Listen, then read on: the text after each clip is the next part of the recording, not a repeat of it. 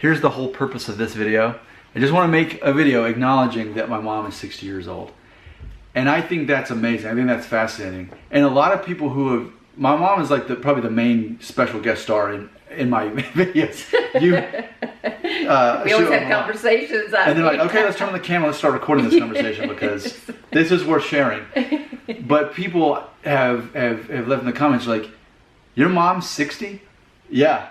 So that's interesting because we're both born in April of 58, April of 81. So in a couple months you'll be 61 and I'll be 38. But it is interesting, like when you think of someone who's 60, and there's a certain way you're supposed to look when you're 60, and you just don't look it. Oh, thank you. That makes me feel good. A lot of people see that, but I think, and not only do you not look 60 the way that people would expect someone to look 60, but also this has always been a part of your identity that I've adopted by default. You've always been unapologetic about your age, always. Because I mean, I was what, I guess I was in first grade or something when you turned 30, something like that.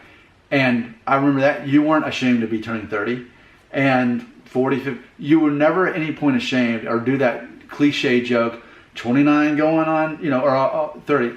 No, whatever the age was, you embraced the age. Yes. And also we've went back in a lot of our VHS tapes from the 80s and 90s. And even though it puts the date at the bottom of the screen, you still made a point to say the day. And I think it's always been important to you to acknowledge, here's what day we're in, here's how old I am. And I've noticed I've done the same thing in videos that I've done.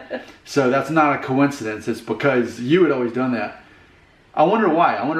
Is there some fundamental psychological reason that you've always done that? I think because a lot of times, parents get busy, and I know myself included, we didn't put dates on the back of pictures. I mean, you start out doing a great job, your first baby, those dates are on the back. You don't want to mess the picture up. You put it at the very bottom or the top. And time gets on, you get busy, you're into life, enjoying stuff, and so not every picture had a date on it. But you kind of knew. It's like if a picture was made and Dana was a baby, then I knew, okay, the picture was made in 1984, Dana was a baby. You can kind of get by. So to me, it was always like a way of just locking that time in and knowing for a fact. There's the cliche of, don't blink, they grow up so fast, appreciate this time. But I think for me too, being a parent, and that's I'm always very faithful to document, here's how old they are and here's the time, because chances are I won't remember what were they like when they were 2. I'm going to need those pictures. I'm going to need those notes on it. Yes. And it's funny because what a lot of people don't realize about this channel is it's called Family Friendly Daddy Blog, even though this is a vlog, I understand that. But I named this after my blog. So if you go to familyfriendlydaddyblog.com, you're going to see my blog, and mainly what I talk about is parenting. And every Thursday I write a letter to my son and my daughter, and I've been doing that since my wife was pregnant with both of them. And where did that come from? You. I mean, it's not like you told me I should do it. I just naturally did when I said I want to start writing about this. So whether it was 9 months pregnant or whether like now, for my son 8 years 2 months, for my daughter 2 years, however I do to the year and how many months old they are, so I know exactly. So yeah, that surely came from you being so aware of ages and dates, so that we could always know. Oh, and like as far as like being a mom that was just like, I cannot say that I was that mom that formed the perfect baby books. No, I did not. Nick has his baby book, Dana has her baby book, and there was just stuff just thrown in there. It was like, well, I could sit down and I could make these baby books just perfect. But to me it was like, okay, I finally had to realize, hey, it's about enjoying life, enjoying my children. And so after a while, the pictures, the snapshots, they didn't make it to albums.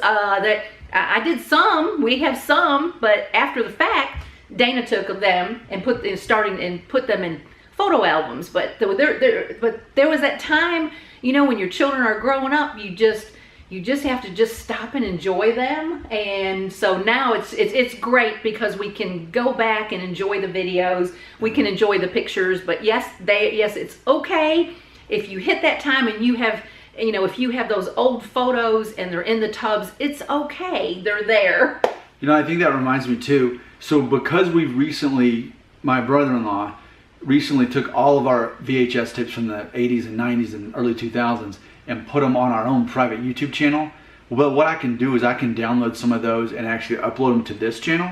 So I'll have to go through there, and this can, I didn't mean for this to be this way, but I think we can use this video kind of as a launching pad to say, hey, be on the lookout. You may see these random videos from 1989 show up, and you're thinking, why is he posting this? Well, this is why. Oh, I love it. I love it. They may seem random and they're very unedited and maybe meandering, but ultimately, that's the real life, that's the memories. Sometimes we just have the camera running and nothing really happened, but then there's these memories. They're like, wow, that defines real life more so than something that would have been professional anyway. Because I was thinking, oh no, I videoed too long. This crazy. These videos are going to be horrible videos to go back and look at, but in fact, no, quite the opposite. They're gems. And another thing is that I realized after seeing these old videos that a picture can only do so much.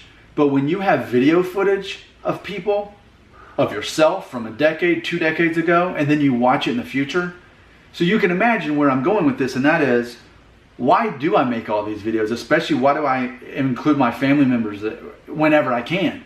Because it's a time capsule. We're going to look back and see, oh yeah, that's what we talked about. That's what we thought. That's what we look like. It brings your life and your identity and your family to life in a way that you can only remember it a certain way. And when we went back and watched these videos, even from just old Christmas videos, it was like watching myself. It was like watching an actor who was played to be me, but that wasn't really me. That's how far removed I seemed from that character, but that was actually me. And, you know, give it 10 years, we may watch this video and think that about ourselves now. I know, it'd be fun. So be on the lookout for those videos. They're going to seem random, but they're going to illustrate exactly what we're talking about in this video. You got comments? They belong right here. Thank you for watching.